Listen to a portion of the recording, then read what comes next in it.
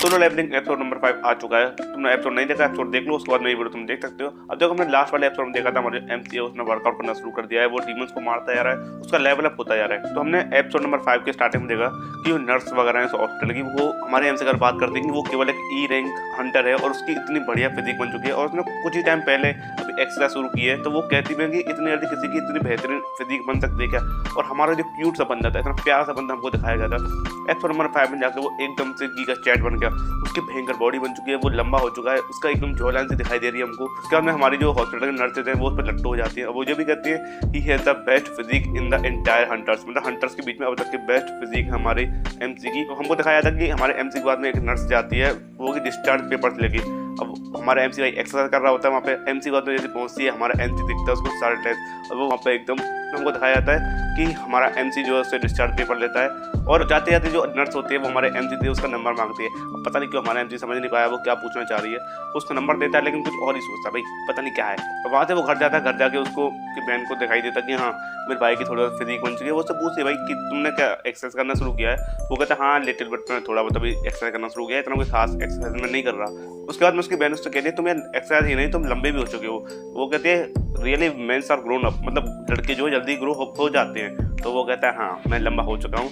तो वो उसको वहाँ से स्कूल भेज देता है और इतने में हमारा गीगा चैट बैठा होता है, वो देखता है कि उसके पास कुछ पॉइंट्स पड़े हैं। तो इन पॉइंट से हमारा एमसी स्ट्रेंथ, परस्पेक्शन और एजिलिटी मांग लेता है। उसके बाद में हमको दिखाया था कि हमारा एमसी जो है सोचता है कि भाई इतने छोटे मोटे जो मिशन मैं कर रहा हूँ ई रैंक के, उनसे भाई मेरा मतलब काम नहीं चलने वाला, मेरे को उससे अच्छे खासे पैसे भी नहीं मिलते। और जो अपर रैंक यानी एस रैंक के मतलब हंटर थे उनको पॉपुलैरिटी मिलती है, वो इंटरव्यू वगैरह भी देते हैं। पर उसके साथ में ऐसा कुछ नहीं है। हमें एपिसोड के स्टार्टिंग में दिखाया भी गया था कि एक एस रैंक का जो हंटर है वो इंटरव्यू दे रहा है। तो हमारा एमसी यही सोचता है कि वो भी अपना लेवल अप कर ले या फिर अपना जो पावर मतलब रैंक वाला सिस्टम उसको रीचेक जाके रीचेक कराए। तो वो कहता है भाई ना तो मैंने आज तक किसी हंटर के बारे में सुना जिसने कि अपना इस तरीके से अपना लेवल अप करके अपना रैंक बढ़ा लियो।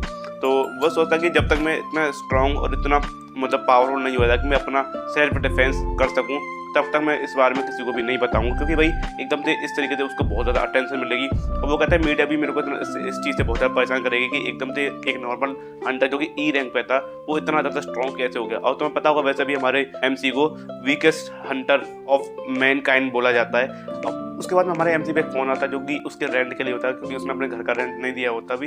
तो पहले तो लगता है मेरे को ये साला गाली दे रहा है उसको। उसके बाद में उसकी तरह पूछता है कि अगर तुम ठीक हो कि नहीं। वो कहता है भाई मैं हॉस्पिटल था, अभी हॉस्पिटल से आया हूँ, मैं अपना जो रेंट है वो पे कर दूंगा। वो ठीक है कोई बात नहीं, पहले अपने आप को संभालो। फिर उसके बाद एक फ़ोन आता है एक मिशन के लिए जो कि होता है सी रैंक मिशन। वहाँ पर कि हमारा एमसी जाता है, वहाँ पर जाते हुए उस ग्रुप में एक बंदा उस पर इतना बुरा बेइज्जती मारता है। वो कहता है आई नो हर, मतलब मैं उसको जानता हूँ भाई, he is the weakest Hunter of all Mankind. तो तभी हमको वहाँ पे एक और बंदा दिखाया जाता है जो कि काफ़ी ज़्यादा अमीर घर से आता है। उसका मतलब जो सूट वगैरह वो बहुत बढ़िया है, उसकी तलवार वगैरह बहुत महंगी बढ़िया है, और वो उसका पहला सी रैंक मिशन होता है। तो उस ग्रुप का जो लीडर होता है हमारे एमसी के साथ में एक डील करता है। एमसी को जो है 2 मिलियन रुपए दिए जाएंगे और हमारे एमसी का केवल एक काम है, उनके लगेज है उनको कैरी करना है। तो हमारा एमसी सोचता है भाई ये तो बहुत आसान तरीके से पैसे कमाने का तरीका है, मैं तो इससे मतलब मेरा ही फायदा है इसमें। तो भाई तो पूछता है भाई तुम्हारे में कोई भी हीलर नहीं है। उसको भाई बहुत ज़्यादा डाउट होता है हमारे एमसी को कि ये कैसा ग्रुप है भाई सी रैंक का, मतलब इनके में कोई भी हीलर नहीं है। अभी हमको वहाँ पर हमारा गेट दिखाया जाता है जो कि मतलब यूजुअली जितना सी रैंक का होना चाहिए उसके मुकाबले बहुत ज़्यादा बड़ा होता है। और हमारा एमसी भी पहली बार ही किसी सी रैंक मिशन में जा रहा है, किसी सी रैंक गेट में जा रहा है। जैसे वो अंदर जाते हैं वहाँ पे बहुत ज़्यादा अंधेरा होता है। तो हमारे बॉस के साथ में बंदे आए होते हैं, लीडर के साथ में, वो उससे कहता है, वो लाइट बरा करता है वहाँ पे।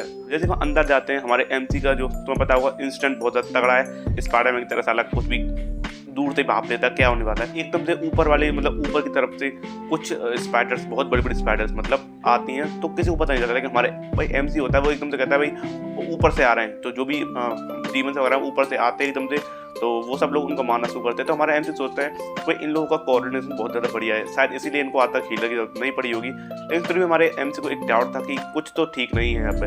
अब उसके बाद मारते हैं भाई, हमारे एमसी पे भी एक स्पाइडर हमला करता है और वो साला एक लात मारता है, लास्ट से ही उसको बीच में फाड़ देता है। उसके बाद में हमारे जो लीडर होता है वो उससे पूछता है भाई तुम्हें कैसे पता कि वो मतलब जो डीमन से स्पाइडर था वो ऊपर से आ रही है। वो कहता है मेरी इंस्टेंट, वो कहता है तुम्हारी इंस्टेंट तो बहुत बढ़िया है यार।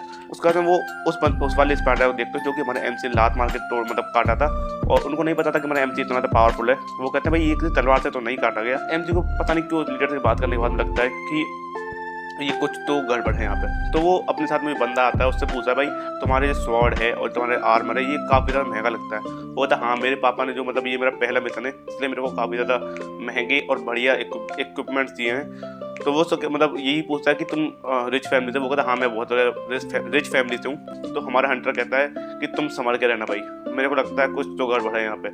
उसके बाद जैसे वो अंदर जाते हैं तो वह गुफा जो है लंबी बहुत ज़्यादा लंबी निकलती है। वो कहते हैं ये गुफा खत्म क्यों नहीं हो रही। अब जैसे वो अंदर जाते आते हैं तो जो हमारे एमसी का बंदा होता है वो उससे कुछ ना कुछ बात करता ही रहता है कि माना पावर क्या होता है ये सब वगैरह पूछा रहता है।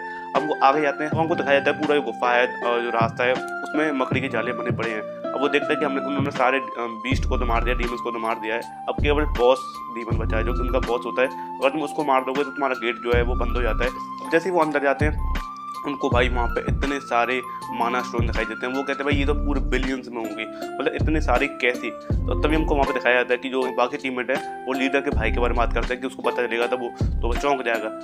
मतलब एक हिंट दिया जाता है कि उसका जो लीडर है उसका बड़ा भाई है, शायद वो एस रैंक वाला जो हमको पहले दिखाया गया था शायद वही होगा, जितना मेरे को लगता है वो उसका भाई वगैरह होगा। तो हमारे एमसी के साथ में बंदा होता है, वो अपना उससे हमारे एमसी से उसका जो कॉन्टैक्ट वाला पेपर होता है वो मांगता है और लीडर के पास में लेके जाता है। वो कहता है लीडर तुम लोग इनको 7 लोगों में बांटना चाहते थे, 100 मिलियन कुछ करना चाहते थे, क्या तुम इनको मतलब 8 लोगों में बांट सकते हो? क्योंकि भाई हमको नहीं पता था अंदर इतने सारे माना स्टोन्स होंगे। वो कहता है हाँ ऑफकोर्स भाई हम इनको 8 लोगों के बीच में बांटेंगे। उसके बाद में हमको दिखाया जाता कि हमारा जो लीडर है और उसके बाकी साथी हैं वो कहते हैं भाई हम तो अपने इक्विपमेंट भूल गए, हम शायद बाहर से लेके आते हैं और तुम यहीं पे रुको। तो हमारे एमसी को लगता है कुछ तो गड़बड़ है इस चीज़ में। अब वो हमारे एमसी का बंदा आता है, वो कहता है भाई हम यहाँ पर कैसे रहेंगे, हमको मार देगा ये बॉस जो है। वो कहते हैं कि भाई तुम जब तक आवाज़ नहीं करोगे ये तब तक जगेगा नहीं, ये सो रहा है भाई कुछ नहीं करेगा। अब वो जैसे ही वहाँ से जाते हैं तो हमको उनका काला सच दिखाया जाता है। वो सारे बहुत बुरे बंदे होते हैं, वो ब्लास्ट करते हैं और सारे पत्थर से गुफा बंद हो जाती है और उस आवाज़ से हमारा जो बॉस स्पाइडर है मतलब जो है वो जग जाता है। और वहाँ पे भाई हमारे जो एमसी के बंदे की है वो इतनी बुरी तरह फटती है। वो हमारा एमसी भी कहता है कि जिस बॉस से मैं लास्ट टाइम लड़ा था वो भाई एक ई रैंक का था, ये सी रैंक का है, ये उससे काफ़ी ज़्यादा ताकतवर है। लेकिन हमारा एमसी ये भी कहता है कि जिस बॉस से मैं टेंपल में मिला था वो मेरे लिए अब तक का सबसे स्ट्रॉन्गेस्ट बॉस रहेगा, चाहे ये कितना भी ताकतवर क्यों ना हो।